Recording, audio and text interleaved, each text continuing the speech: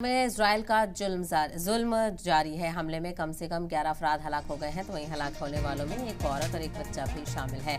Israel ने फलस्तीन को पनाह देने वाले एक स्कूल पर एयर स्ट्राइक किया। हमले की जिम्मेदारी कबूल करते हुए इजराइल ने कहा है कि स्कूल में हमास का एक कमांड सेंटर भी था।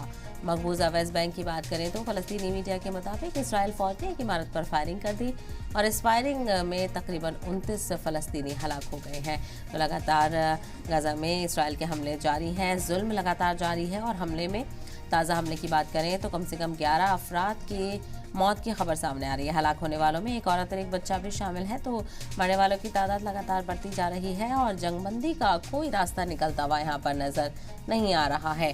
तो इजराइल ने फलस्तीनी को पनाह देने वाले एक स्कूल पर एयर स्ट्राइक किया। स्कूल पर निशाना यहाँ पर साधा गया, जहाँ पर फलस्तीनियों ने पनाह ली हुई थी स्कूल में। और हमले की जिम्मेदारी कबूल करते हुए इजराइल ने कहा है कि स्कूल में हमास का एक कमांड सेंटर था और हमास के कमांड सेंटर की बुनियाद पर स्कूल पर हमला किया गया। लेकिन साथ ही साथ मकबूजा वेस्ट बैंक की बात करें तो फलस्तीनी मीडिया के मुताबिक इजराइल फौज ने एक इमारत पर भी फायरिंग कर दी और इस फायरिंग में तकरीबन 29 फलस्तीनी हलाक हो गए हैं।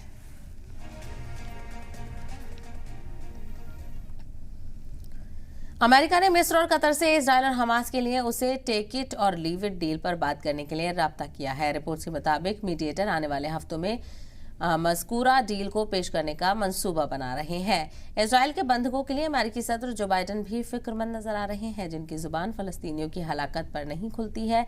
वो इजराइल के बंधकों पर बयान जारी कर रहे हैं। जंगबंदी मुआहदे के हवाले से अमेरिकी सदर जो बाइडन ने कहा है कि गोल्डबर्ग, पोलिन और दीगर बंधकों के कत्ल से उनका दिल टूटा है। वहीं अमेरिकी नायब सदर कमला हैरिस ने गोल्डबर्ग, पोलिन के वालिदैन से बात की और इजहार ताज़ियत पेश किया। उन्होंने कहा कि मेरा दिल उनके दर्द से टूट गया है। दूसरी तरफ हज़ारों फलस्तीनियों की मौत पर सब तमाशाई बने हुए हैं और तमाशाई बनकर देख रहे हैं। तो एक तरफ फिक्र भी जाहिर की जा रही है